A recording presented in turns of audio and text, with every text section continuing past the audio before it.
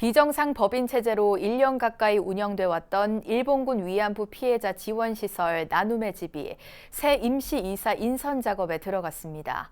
조만간 열릴 임시이사회에서 선임될 걸로 보이는 가운데 후원금 운용 문제로 논란을 빚었던 나눔의 집이 수습 국면에 접어들 수 있을지 주목됩니다. 정영석 기자가 취재했습니다. 경기도 광주 나눔의 집이 임시이사 선임 절차에 들어갔습니다.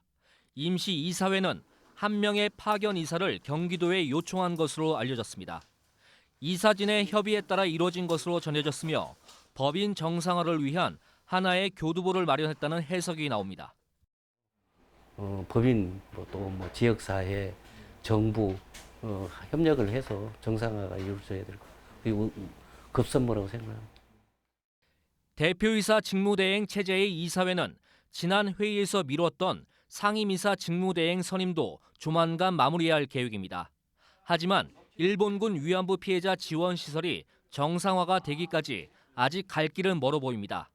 총 11명의 정식 이사 가운데 경기도로부터 직무 집행 정지를 받은 이사 스님 5명에 대한 소송이 진행 중이기 때문입니다.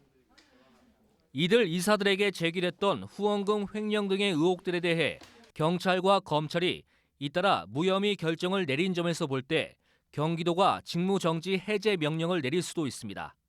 이럴 경우 1년 가까이 이어져온 비정상 법인 체제는 새로운 국면을 맞이할 것이란 관측이 나옵니다. 책임감 있게 운영하기 위해서는 이제 정식 이사 체제로 전환을 해서 앞으로 또 운영 방안을 모색하고 검토돼야 될 것입니다. 이런 가운데 나눔의 집과 같은 사회복지법인을 대상으로 3년마다 한 번씩 감사를 통해 지도, 감독해야 할 경기도가 30년 만에 처음으로 조사를 벌인 점은 석연치 않다는 목소리가 나오고 있습니다. 나눔의 집 시설에 머물고 있는 일본군 위안부 피해자 할머니는 단 4명. 나눔의 집은 새 임시이사를 선임한 뒤 법인과 시설 정상화를 위한 후속 조치에 곧바로 착수할 방침입니다. BBS 뉴스 정석입니다.